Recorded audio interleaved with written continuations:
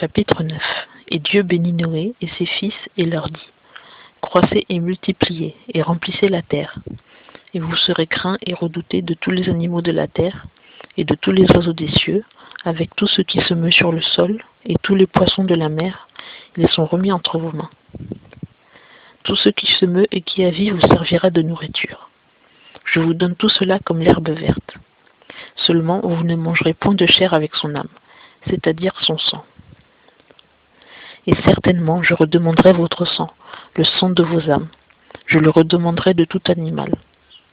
Et je redemanderai l'âme de l'homme, de la main de l'homme, de la main de son frère.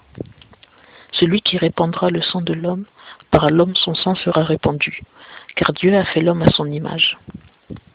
Vous donc croissez et multipliez, peuplez en abondance la terre, et multipliez sur elle.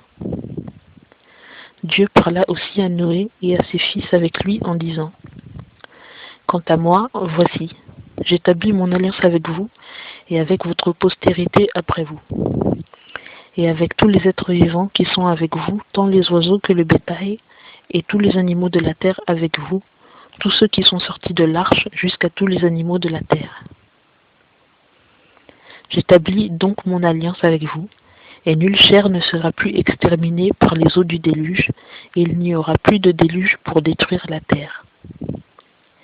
Et Dieu dit: Voici le signe de l'alliance que je mets entre moi et vous, et tous les êtres vivants qui sont avec vous, pour les générations à toujours.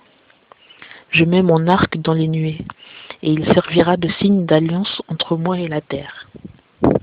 Et il arrivera que, lorsque j'amasserai des nuées sur la terre, et que l'arc paraîtra dans les nuées, je me souviendrai de mon alliance, qui existe entre moi et vous, et tout être vivant, de toute chair, et les eaux ne deviendront plus un déluge pour détruire toute chair. L'arc sera donc dans les nuées, et je le regarderai pour me souvenir de l'alliance éternelle entre Dieu et tout être vivant, de toute chair qui est sur la terre. Et Dieu dit à Noé: C'est là le signe de l'alliance que j'ai établie entre moi et toute chair qui est sur la terre. Et les fils de Noé qui sortirent de l'arche furent Sem, Cham et Japheth.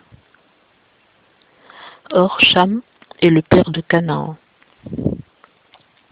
Ce sont là les 3 fils de Noé, et c'est par eux que fut peuplée toute la terre. Or Noé commença à cultiver la terre et planta de la vigne. Et il but du vin et s'enivra et se découvrit au milieu de sa tente. Et Cham, père de Canaan, ayant vu la nudité de son père, le rapporta dehors à ses 2 frères. Mais Sem et Japheth prirent le manteau, le mirent tous 2 sur leurs épaules, et marchant en arrière, ils couvrirent la nudité de leur père. Et comme leur visage était tourné, ils ne virent point la nudité de leur père. Et Noé, réveillé de son vin, apprit ce que son fils cadet lui avait fait. Et il dit: Maudit soit Canaan, il sera serviteur des serviteurs de ses frères. Puis il dit: Béni soit l'Éternel, Dieu de Sem, et que Canaan soit leur serviteur. Que Dieu étende Japheth, et qu'il habite dans les tentes de Sem, et que Canaan soit leur serviteur. Et Noé vécut après le déluge 350 ans. Tout le temps que Noé vécut fut donc de 950 ans, puis il mourut.